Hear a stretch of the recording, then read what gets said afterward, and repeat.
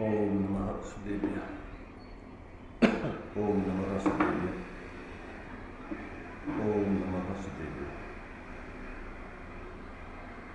मंगलम मंगलानिमीरो मंगलम गौतमोनि मंगलम कुंद कुंदाख्यो जैन धर्मोस्तु मंगलम सर्वमंगल मांगल्यम सर्वकल्याणकारकं प्रधानं सर्वधर्माणां जैनं जयतु शासनं जैनं जयतु शासनं देहि चता जैनी दशा मरते देहाती ते ज्ञानी ना चरण बंधन हो अग्नि बंधन हो अग्नि।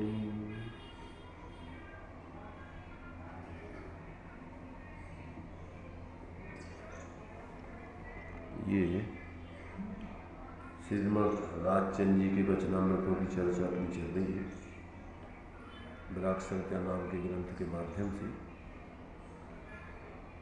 इसमें क्रमशः 70 नंबर का वचन है। उधर चालू करो और इसमें ये 70 नंबर का वचन है। उनके वचन बहुत ही रहस्यात्मक होते हैं, गंभीरता को लिए हुए होते हैं। इसको अपन को जिस रूप में उसको स्पष्ट करना चाहते हैं उस विषय को अपन उनके अभिप्राय अनुसार समझने का प्रयत्न करेंगे, उनको आनंद आएगा उसमें। तो देखिए, इसमें 70 नंबर का वचन है। जिसको मोक्ष के सिवाय किसी भी वस्तु की इच्छा की स्पृहा नहीं थी और अखंड स्वरूप में रमणता होने से मोक्ष की इच्छा भी जिसकी निवृत्त हो गई, उसे हे नाथ तू तुष्टवान होकर भी दूसरा क्या देने वाला था। क्या कहा? जिसको मोक्ष के सिवाय किसी भी वस्तु की इच्छा की स्पृहा नहीं थी और अखंड स्वरूप में रमणता होने से मोक्ष की इच्छा भी निवृत्त हो गई, उसे हे नाथ तू तृष्णावान तुष्टवान होकर भी दूसरा क्या देने वाला था। क्या कहना चाहते हैं इसमें? देखो, प्रत्येक व्यक्ति पहले तो अज्ञानता पूर्वक की इच्छाओं से दुखी है, यानी बाहर में ही सुख की खोज कर रहा है। बाहर में सुख आज तक किसी को मिला नहीं है, मिलने की व्यवस्था भी नहीं है। परंतु जिसने तत्व ज्ञान के बल से बाह्य इच्छाओं का तो निरसन कर दिया है, अब मोक्ष मार्ग में चल करके उस पूर्ण स्वाश्रित मोक्ष दशा को पाने की साधना कर रहा है। तो अब ऐसा जीव जब अपने उस स्वरूप की आराधना करता है और जब उस अपने अखंड स्वरूप में अखंड रमणता उसकी होने लगती है, निरंतर उसी की माने जो इच्छा रहित है, ऐसा शांत निराकुल आत्मा जब उसमें उसकी परिणति निरंतर लीनता करने लगती है तो तो उसकी वो इच्छा भी खत्म हो जाती है। तो अब इससे आगे तो कुछ और मिलना नहीं, और कुछ कहीं कुछ है भी नहीं, और ज़रूरत भी नहीं है। तो अब जब ये विकल्प दशा में कोई भी ज्ञानी जीव आता है तो एक प्रकार से वो भगवान के निमित्त से अपने को ही संबोधन कर रहा है अपने से ही पूछ रहा है भगवान को निमित्त बना करके कि हे प्रभु, अब इससे तो और आगे कुछ माने आपका उपदेश है नहीं, आपका उपदेश तो यहीं तक जाने के लिए, इसी साधना करने के लिए है, और अब वो हम उस साधना को करके निरंतर अपने उस इच्छा रहे स्वरूप में परिणति को लीन कर करके बिल्कुल जिस समय लीन हो जाते हैं तो हमारे लिए वो भी इच्छा नहीं रहती। और अब जब उसकी साधना कर ही रहे तो अब ये भी आकुलता नहीं है कि अब हमें मोक्ष मिल जाए, वो विकल्प भी खत्म है। जो व्यक्ति जिस मंजिल पे जा रहा है उसको पता है कि मंजिल अब निश्चित आने वाली है, तो अब वो भी इच्छा नहीं है, अब तो वो उस पर चल कर आनंद भोग रहा है। पहले प्रथम गुरु का भी मोक्ष की इच्छा थी, अनिच्छा नहीं। पहले तो संसार की जब तक अज्ञान दशा है तब तक तो मोक्ष को नहीं चाहे करके और अन्य चीज़ों से सुख की कामना करता है, तो इधर उधर उपयोग भटकता रहता है। यहाँ सुख मिलेगा, अब वहाँ नहीं मिलता, भगवान कहीं खोजता है, वहाँ नहीं मिलेगा, मिला भगवान कहीं खोजते खोजते अनंत काल हो गया, पर्याय में कहीं सुख तो मिला नहीं, क्योंकि है भी नहीं वहाँ। अब काल लब्धि बलते दया, तुम दर्शन पायो भयो खुशाल, मन शांत भयो मिट सकल द्वंद, चाख्यो स्वातम रस दुख निकंद, ताते अब ऐसी करहु नाथ, बिछरे न कभी तुम चरण। अब ज्ञानी कहता है अब हे प्रभु हमारी काल लब्धि पक गई, और अब आपका सानिध्य मिला, और आपके सानिध्य से अब हमें आत्मा की अनुभूति हो गई, अब हमारे लिए अब तृप्ति हुई, अब हमें कुछ नहीं चाहिए। ऐसा जो है जितने भी ज्ञानी हुए हैं वे भगवान के सामने बोलते हैं, पशु नारक नर सुरगति मझार, भव धर धर मर्यो अनंत बाल, अब काल लब्धि बलते दयाल, तुम दर्शन पायो भयो कुशाल, मन शांत भयो मिट सकल द्वंद, चाख्यो स्वातम रस दुख निकल। संपूर्ण दुखों को दूर करने वाला ऐसे अपने स्वरूप का रस अब हमें आने लगा, अब हमारे लिए सब विकल्प इच्छाएं खत्म।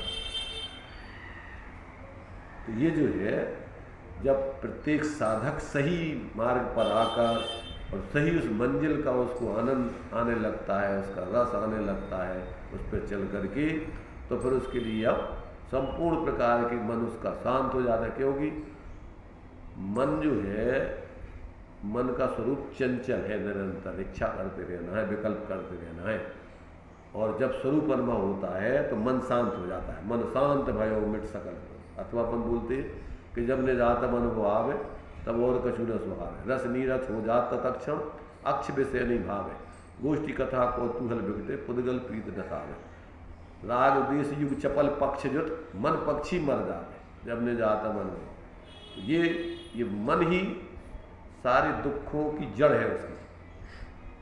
मन तो ज्ञान ही का परिणाम है। मन जो है देखो, मन मोह मिश्रित ज्ञान का परिणाम है, मोह से प्रभावित ज्ञान का परिणाम है। मोह के मार्गदर्शन में नहीं, मोह के कारण से ये ज्ञान विकल्पों में उलझा रहता है, और जैसे इसके मोह क्षीण होता है वहाँ से उसके ये विकल्प शांत होने लगते हैं, ज्ञान में लीन होने लगता है।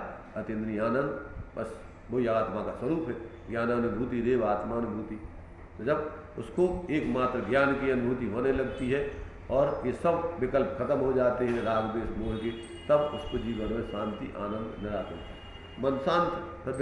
फिर विकल्प होते हैं मोह से, और जब मोह खत्म हो जाता है तो विकल्प ना हो करके पानी में जैसे तरंगें उठती हैं हवा के दिन से, जब उसका हवा का अवलंबन छूट जाता है तो निस्तरंग होकर के पानी पानी पानी, ऐसे ज्ञान ज्ञान ज्ञान, आत्मा ज्ञान स्वरूप है। तो बस ज्ञान ज्ञान, इसलिए सिद्ध भगवान को ज्ञान शरीरी, कैसे है सिद्ध भगवान? ज्ञान शरीरी त्रिविध कर्म मल वर्जित सिद्ध महंता, ते है निकल अमल परमात्म भोगे सर्वनम। सभी जीवों का स्वरूप यही है, मैं वह हूँ जो है भगवान, जो मैं हूँ वह है भगवान, अंतर यही ऊपरी जान, वे विराग यहाँ राग बता, हमारे अंदर राग में मोह चल रहे, उनके राग में मोह खत्म हो गए, बस अंतर इतना ही था ऊपर का पर्याय का, वो अंतर खत्म, तो भगवान में अपन कोई अंतर नहीं। अपना स्वरूप भी वैसा ही है, उनका स्वरूप भी वैसा ही है, प्रत्येक आत्मा का स्वरूप वैसा ही है। तो ये जो है माने एक एक वचन जो है ज्ञानियों के बहुत ही अंदर से गहराई को लिए हुए होते हैं। जब अपन उनको सम्यक प्रकार से विचार करते हैं और अपने जीवन में शोधन करते हैं, अपनी जहाँ जहाँ गलतियाँ होती हैं, तो अपना भी जीवन फिर उन महापुरुषों के बताए मार्ग पर चल करके और अपना भी जीवन उन महापुरुषों जैसा आनंद भोगने वाला हो जाता है, सारी समस्याएं खत्म हो जाती हैं। एक आदमी भूमिका में मोक्ष का विकल्पता भाई स्वरूप मिलने पे बहुत ही विकल्प। देखो, अगर तुम्हारे लिए दुखों से निवृत्ति करना है तो एकमात्र उपाय है कि दुख होते हैं मोह से। मोह और मोक्ष दोनों परस्पर विपरीत है। मोह माने पर में एकत्व मत, और मोक्ष माने मोह का क्षय, पर का एकत्व मत टूट गया, बस पर द्रव्यंत भिन्न, आप में रुचि, आपका ज्ञान, आपकी लीनता, ये मोक्ष मार्ग, मोह रहित होने का मार्ग है। और अपने को भूलकर मोह महामद पियो नादी, और भूल आपको भर मत वाली।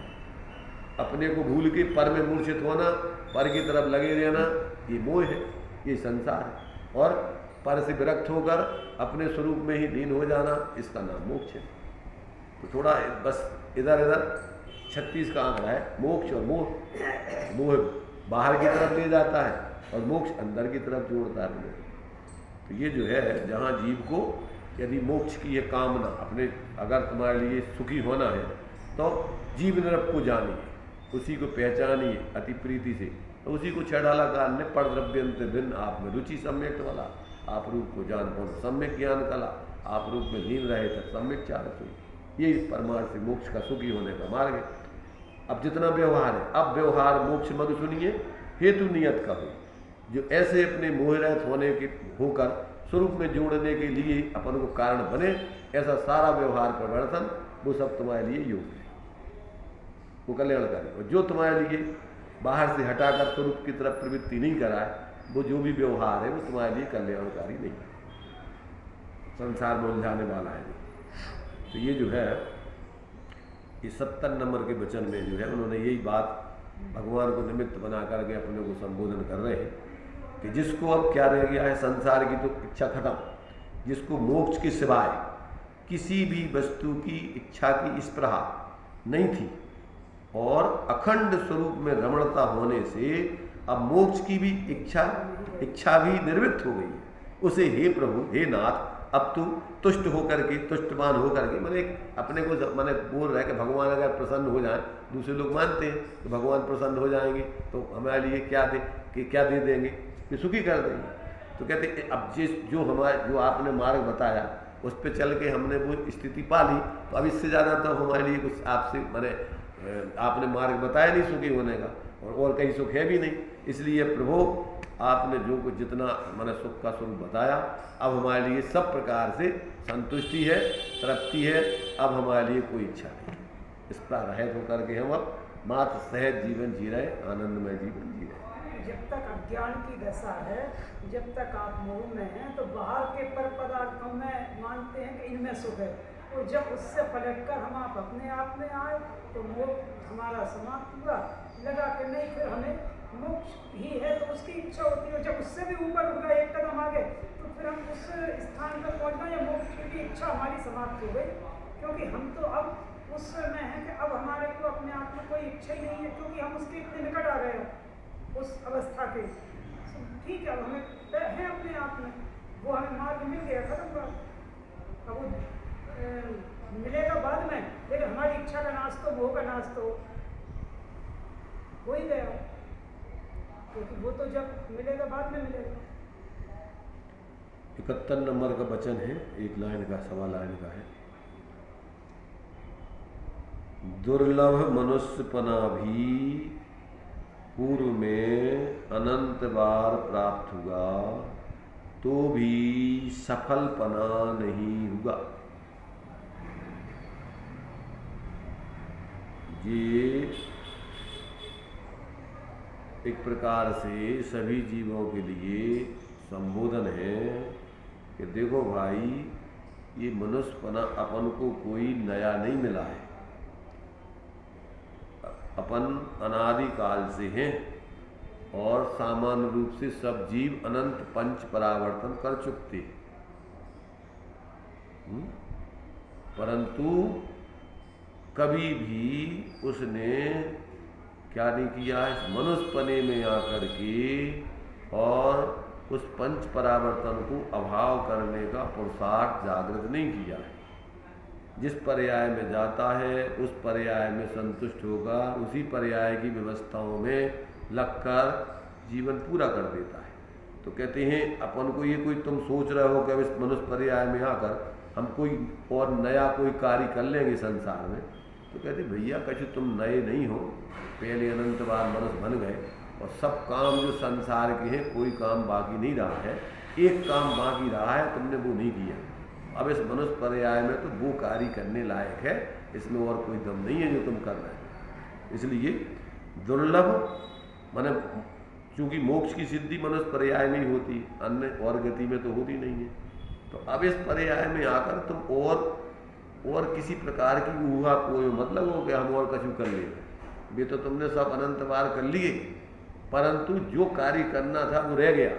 अब तो तुम इस भाव में, मैंने इसमें एक वाक्य इनका और है कि जीव ने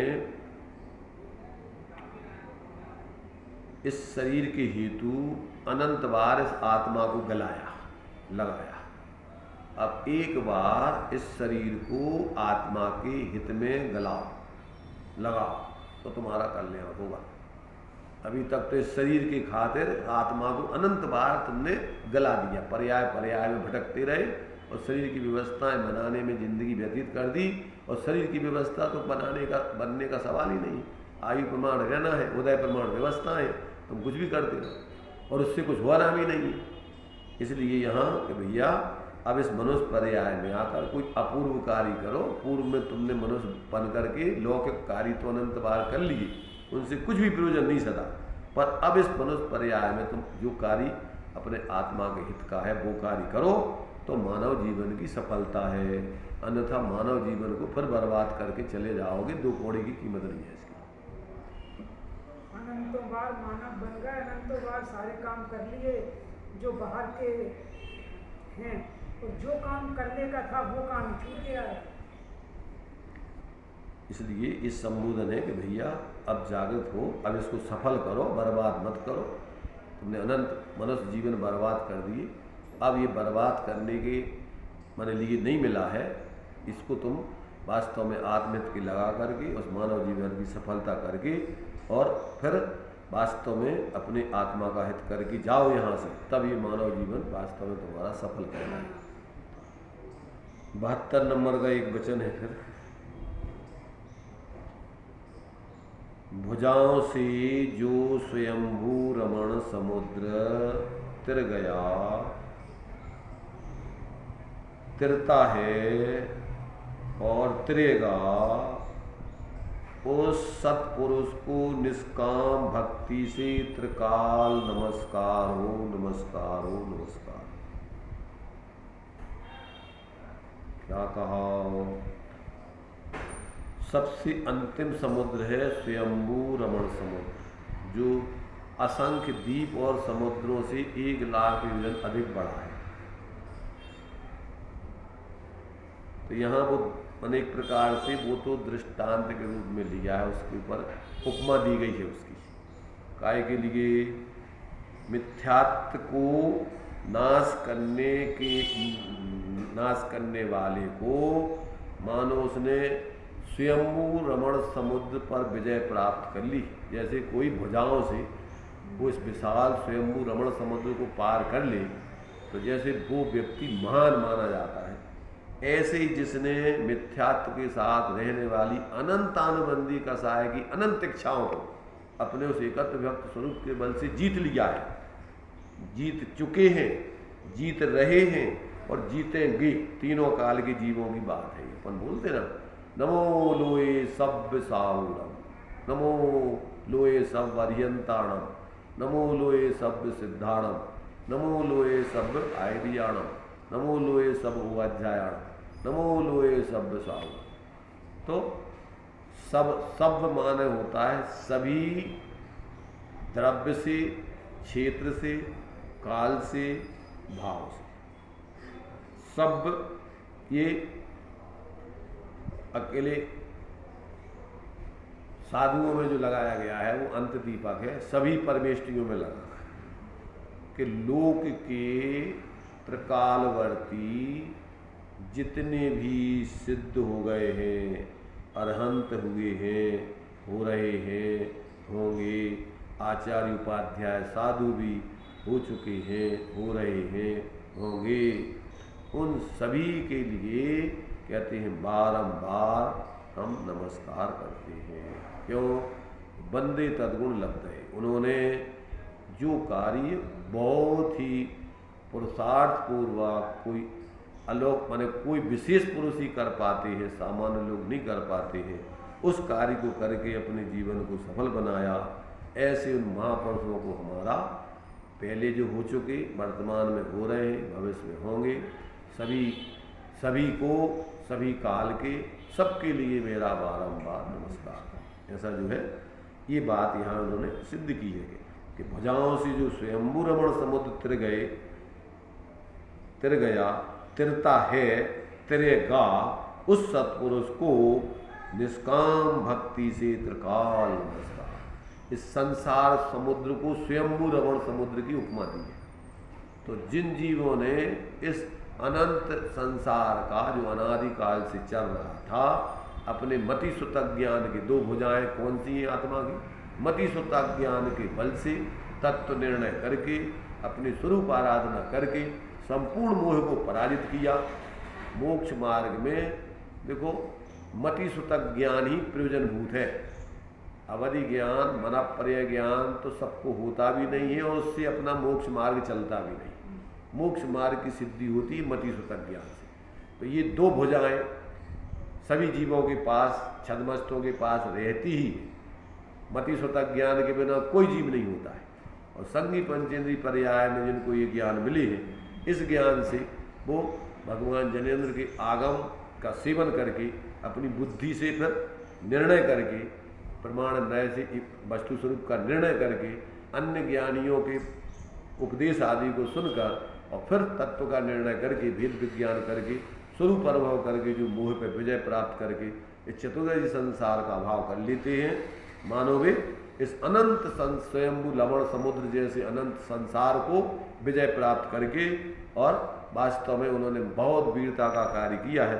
तो जो जिन्होंने किया है, कर रहे हैं, करेंगे, उन सबको हम बहुत ही वास्तव में बहुमान के साथ उनका आदर करते हैं।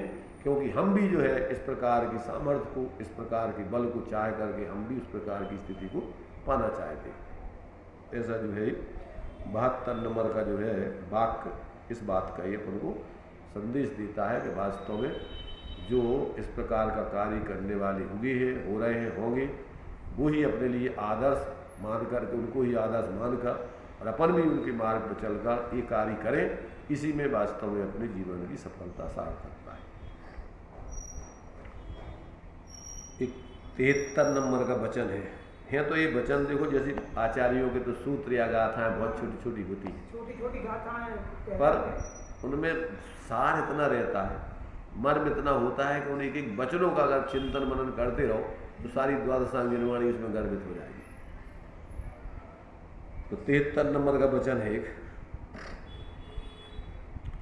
विचारवान पुरुष तो कैवल्य दशा होने तक मृत्यु को नित्य समीप ही समझकर परिवर्तन करते हैं, जीते हैं।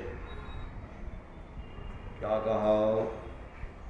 विचारवान पुरुष तो कैवल्य दशा होने तक मृत्यु को नित्य समीप ही समझकर परिवर्तन करते हैं, जीते हैं।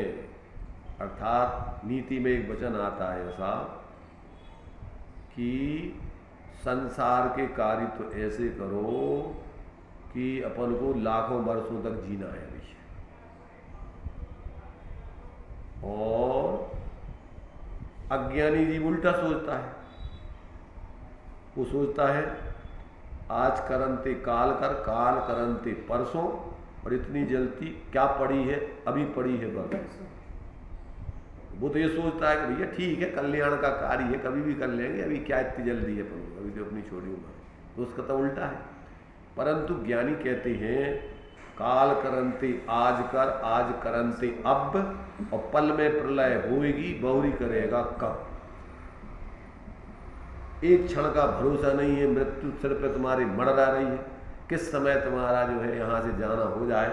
इसलिए एक समय का भी विश्वास ना करके प्रति क्षण अपन अपने आत्महित के कार्य को, जब तक अपना वो पूर्ण केवल ज्ञान उस अरहंत दशा को प्राप्त न हो जाए, सिद्ध दशा को प्राप्त न हो जाए, तब तक आप प्रति क्षण आप अपने क्या देखो, प्रति क्षण आयु क्षीण होती जा रही है, प्रति क्षण अपनी जो है पर्याय जो है वास्तव में यदि बहिर्मुखता को जाती है तो फिर वो आत्म कल्याण का कारण बनती है। इसलिए आप उस तरफ न देख करके निरंतर अपनी आत्माराधना में दत्तचित्त रहे। जीवन का वर्तमान पर्यायों का कोई भरोसा नहीं।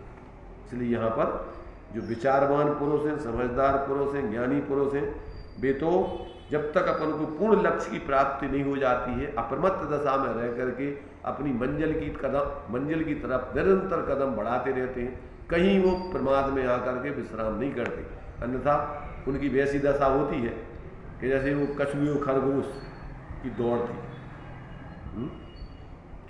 खरगोश तो सोचता है अरे भाई मैं तो इतना फुर्तीला हूँ, ये का है कछुआ रेंगता हुआ चलेगा और अपन तो आराम करो, जब बाद में देखेंगे।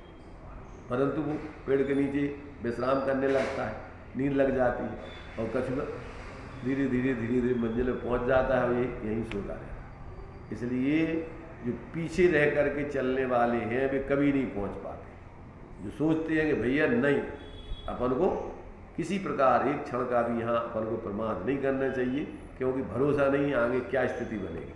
तो यहाँ पर जो समझदार पुरुष हैं, विचारवान पुरुष हैं, वे तो जब तक अपने मंजिल को प्राप्त नहीं कर लेते हैं तब तक वो निरंतर जागृत होकर के जीते हैं, एक क्षण को भी प्रमाद में नहीं जाते, क्योंकि वास्तव में प्रमाद ही मौत है आत्मा की।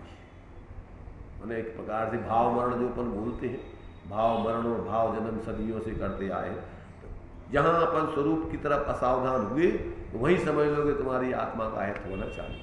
सावधानी हटे दुर्घटना घटे। ये है। इसलिए समझदार व्यक्ति किसी भी समय एक क्षण को भी अपनी आत्माराधना से च्युत नहीं होते, सावधानी से विचलित नहीं होते, निरंतर वो जो है सजग रह करके अपनी आत्माराधना करते हैं, और वो ही वास्तव में समझदार कहलाते हैं कि जो अपना कार्य होने तक रुके नहीं, कहीं किसी प्रकार से गफलत में नहीं आते। तो वो इस 73वें नंबर के वचन में सजग किया है साधकों के लिए कि भैया अगर तुमने वस्तु व्यवस्था समझ ली है तब किसी प्रकार की गफलत में ना कर, जब तक आप अपनी मंजिल को ना पहुंच जाओ तब तक आप ये सोचोगे मृत्यु का कोई भरोसा नहीं है, किस क्षण आ जाएगी और अपना कार्य रह जाएगा और आगे क्या होगा, क्या स्थिति बनेगी। इसलिए यहाँ पर ऐसा सोच करके जो जीते हैं वो ही वास्तव में अपने लक्ष्य को शीघ्र पा करके और इस जीवन को सफल बनाते हैं। एक वचन देखिए और है 74 नंबर का, जैन तथा अन्य सभी मार्गों में अधिकतर मनुष्य देह का महात्म्य कहा है। सभी धर्म वाले संप्रदाय वाले मनुष्य पर्याय को श्रेष्ठ कहते हैं, अर्थात मोक्ष साधन के कारणभूत होने से उसे चिंतामणि जैसा कहा है। वह सत्य है, पर जो उससे मोक्ष का साधन किया तो ही उसका यह महात्म्य है, नहीं तो पशु के देह जितनी ये वास्तविक दृष्टि से उसकी कीमत दिखाई नहीं देती है। पशु का तो सब बिक जाता है, चमड़ा बिक जाता है, हड्डी बिक जाती है, सब बिक जाती है, इसके वो भी काम में नहीं आते। यदि इसने आत्माराधना नहीं की तो इसकी महिमा, आत्माराधना की तो महिमा है, और आत्माराधना नहीं की तो पशुओं से भी बदतर इसका जीवन। तो यहाँ पर ये अपने लिए मैंने इस मनुष्य पर्याय की सार्थकता वास्तव में अपन बोलते हैं कि जो व्यक्ति क्या नहीं करता है, धर्म साधना नहीं करता है, तो कहते हैं वो तो इस पृथ्वी पर भार स्वरूप है। ते मृत्यु लोके भूमि भार भूता मनुष्य रूपेण मृगश्चरन्ति, मनुष्य के रूप में पशु ही विचरण कर रहा है। इसके जीवन में अगर धर्म विशेष नहीं हुआ है, क्योंकि धर्म विशेष से मनुष्य की विशेषता है, और अगर धर्म साधना नहीं की तो पशुओं में मनुष्य में क्या अंतर है। आहार निद्रा भय मैथुनम च सामान्य मेतत् पशु भी नराणाम धर्मो ही तेषाम अधिको विशेषो धर्मेण हीना पशु भी समान। क्या कहा? आहार निद्रा भय मैथुन आदि सभी संज्ञाएं तो पशुओं में और मनुष्यों में समान ही है, उसमें क्या विशेषता है। वो भी इसी में जी रहे हैं, तुम भी उसी में जी रहे हो, तो कहते हैं इससे तो पशु हो तुम बराबर हो। अब अधिक काय में हो तो कहते हैं आहार निद्रा भय मैथुनम च आहार निद्रा भय मैथुनम सामान्य मेतत् पशु भी नरण धर्मो ही तेषाम अधिको विशेष। धर्म अगर जीवन में आ गया तो इससे तुम्हारी पशुओं से ऊपर उठ जाओ, नहीं तो बराबर है। और धर्मेण हीना पशु भी समान। अगर धर्म नहीं है तो वे भी वही कर रहे, तुम भी वही कर रहे, तुम दोनों में क्या अंतर है। बल्कि और पशुओं से ही बदतर हो। पशु तो चलो पेट के लिए जीता है, अन्याय नीति इतने नहीं करता है और दुनिया के जंजाल नहीं करता है, पर ये तो झूठी ख्याति लाभ पूजा के कारण धर्म अंधता के कारण कितने पाप करता है, पशु तो नहीं करते। इसलिए उनसे भी बदतर स्थिति है इसकी। तो यहाँ पर जो है मनुष्य पर्याय की सार्थकता, धर्म की विशेषता आ जाने पर ही उसकी सार्थकता समझे, और अगर धर्म नहीं है तो वास्तव में पशुओं से भी बदतर जीवन मनुष्य पर्याय में अपन देखते हैं। पशुओं में इतने बैर विरोध, आपस में लड़ाई झगड़े, संप्रदायवाद, धर्म के नाम पर लड़ाई झगड़ा, ये वो नहीं है। ये तो उनसे भी नीचे हो गए ना, तो उनसे भी गए बीते हैं 24 अपन वे तो कम से कम आपस में अपनी जाति वालों से प्रेम करते, पर अपन को तो आपस में एक दूसरे के प्रति द्वेष होता है, धर्मांधता। चलिए एक वचन और पढ़ते हैं 75 नंबर का। जहां तक ओछी उपाधि वाले क्षेत्र में आजीविका चलती हो, वहां तक विशेष प्राप्त करने की कल्पना से मुमुक्षु को कोई एक विशेष अलौकिक हेतु बिना अधिक उपाधि वाले क्षेत्र में जाना योग्य नहीं है, क्योंकि उससे बहुत सारी सद्वृत्तियां उस क्षेत्र में शिथिल पड़ जाती हैं अथवा वर्धमान नहीं हो पाती हैं। बहुत ही महत्वपूर्ण प्रेरणादायक बात है,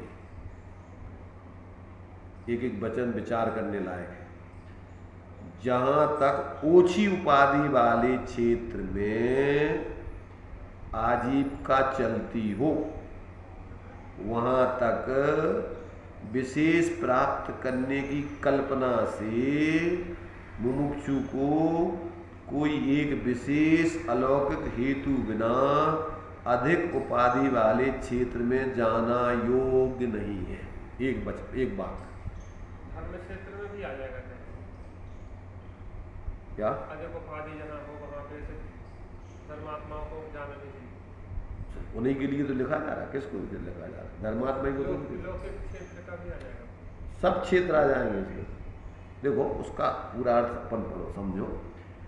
जहाँ तक ओछी उपाधि माने कम, जहाँ पर अपने लिए विकल्प होते हैं, परिणाम बिगड़ने के निमित्त हैं, ऐसे लोगों की, खोटे लोगों की कम संगति है, ऐसे स्थान अगर वहाँ आपकी सामान्य रूप से आजीविका चल रही है, जहाँ आपको ऐसे पाप स्थान, हिंसा आदि के स्थान और मिलेच्छ आदि बने, जहाँ पर आपके आत्माराधना के लिए मंदिर आदि नहीं है, साधन भी नहीं है, ऐसे वातावरण नहीं है, तो कहते ऐसे स्थानों पर आपको कहते हैं विशेष कमाने की इच्छा से, वहाँ पैसे कमाने की दृष्टि से नहीं जाने चाहिए, ठीक है ना।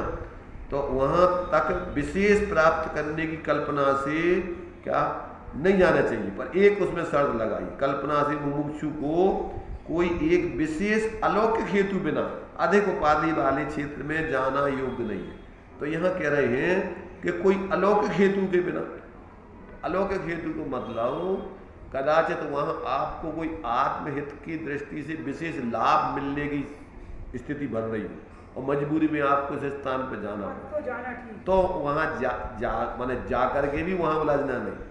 परंतु अगर ऐसे कोई अलौकिक साधन को छोड़कर और मात्र पैसा आदि कमाने की दृष्टि से कहते हैं वहाँ जाना तुम्हारे लिए योग्य नहीं। फिर कोई मतलब ही नहीं।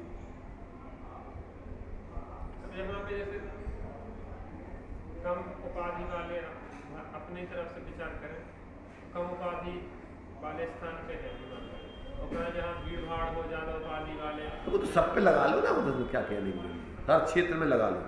अपन को जहाँ जहाँ ये सब यही समझ लो, कसाय पैदा करने के निमित्त हो, परिणाम बिगड़ने के चांस हो, ये कह रहे ना कि वहाँ आगे देखो। क्योंकि वहाँ क्यों नहीं जाना? क्योंकि उससे बहुत अपनी सद्वृत्तियाँ शिथिल पड़ जाती हैं, अथवा अपनी उसको वर्धमान वृद्धि होने चाहिए, गुणों में वृद्धि नहीं होती उसमें, ऐसे स्थानों पर। तो जो माने अपने लिए आत्माराधना के स्थान नहीं है, साधना के अनुकूल नहीं है, अपने सद्वृत्तियों के सदाचार आदि के लिए स्थान नहीं है, ऐसे स्थानों पर, ऐसे लोगों में, द्रव्य, क्षेत्र, काल, भाव, ऐसे समयों में सब लगा लेना है। ऐसे मनुष्यों में, जीवों में द्रव्य, क्षेत्र, काल, ऐसे समय पे जहाँ पर अपन अपने माने अपने परिणाम बिगड़ने के चांस हो, साधना अपनी ऐसे समय में वहाँ नहीं जाना। और ऐसे लोगों में, ऐसे भाव वाले स्थितियों में, ये सब चीज़ें अपन को जो है सोच करके आत्मार्थी जीव को बड़ा विवेक रख करके अपना जीवन जीना चाहिए। ये बात यहाँ पर उन्होंने संदेश दी है कि जैसे हो सके आप, क्योंकि निचली भूमिका में क्या है, जल्दी अपन झुक जाते हैं, बह जाते हैं, इसलिए अपन को बुद्धिपूर्वक ऐसे निमित्तों से दूर रहना चाहिए। आचार्य अमृतचंद देव ने श्रावकों के लिए मैंने उपदेश दिया है कि भैया देखो, तात्विक दृष्टि से देखा जाए तो एक वस्तु दूसरी वस्तु के कर्ता धर्ता नहीं है, फिर भी परिणामों की विशुद्धि के निमित्त से अपन को ऐसे स्थान, ऐसी वस्तुएं, ऐसी प्रवृत्तियां छोड़ना चाहिए जिससे अपने परिणाम बिगड़ते हैं। सूक्ष्मापि न खलु हिंसा पर वस्तु निबंधना कृता भवति पुंसा अनपेक्ष हिंसायतन निर्वृत्ति परिणाम विशुद्धय तदपि कारण। अपने परिणामों की विशुद्धि के लिए फिर भी अपन को ऐसे द्रव्य, क्षेत्र, काल, भाव आदि का त्याग करने चाहिए कि जिससे अपने परिणामों में हीनता आती है, अपनी साधना विच्छेद होती है, अपन को ऊंचे उठने के समय नहीं, अवसर नहीं आते। तो कहते हैं ऐसी चीज़ों का त्याग करने चाहिए। जबकि तात्विक दृष्टि से एक वस्तु दूसरी वस्तु की करता नहीं है, फिर भी निमित्त नैमित्तिक संबंध से अपन को निचली भूमिका में जहाँ परिणाम बिगड़ते हैं, तो परिणामों की शुद्धि के लिए ऐसे निमित्तों आदि का त्याग करना, ये बुद्धिमत्ता है, समझदारी है, विवेक है। जैसा यहाँ पर को इन ज्ञानियों का विशेष संदेश है, उपदेश है, आदेश है। और जो भी आत्मार्थी जीव होते हैं वो ऐसे ज्ञानियों के, अपने आदर्श पुरुषों के, महापुरुषों के उपदेशों को किसी प्रकार से उल्लंघन नहीं करते, उनकी आज्ञा का उल्लंघन करके अपना कल्याण करने के मार्ग में प्रवृत्ति नहीं करते। तो इस प्रकार से ये अपने लिए कुछ वचनों के बारे में अपन ने विचार किया है। सभी लोगों के लिए ऐसे वचन वास्तव में बार बार चिंतन मनन करते हुए अपने जीवन का शोधन करना चाहिए।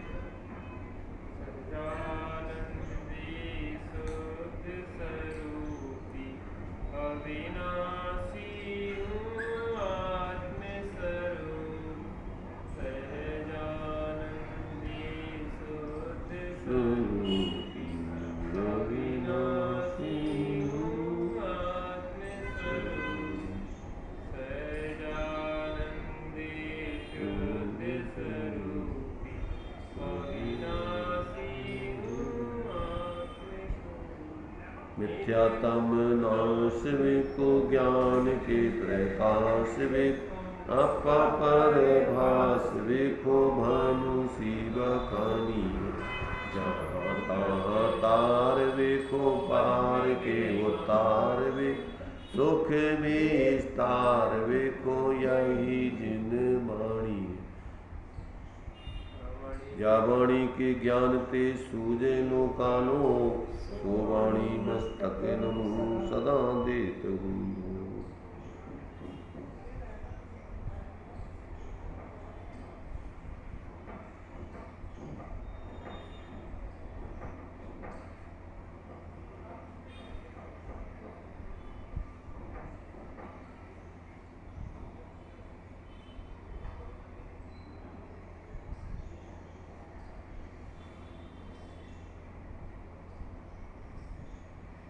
द्वादशांग वाणी माता की पंच परमेष्टि भगवंतों की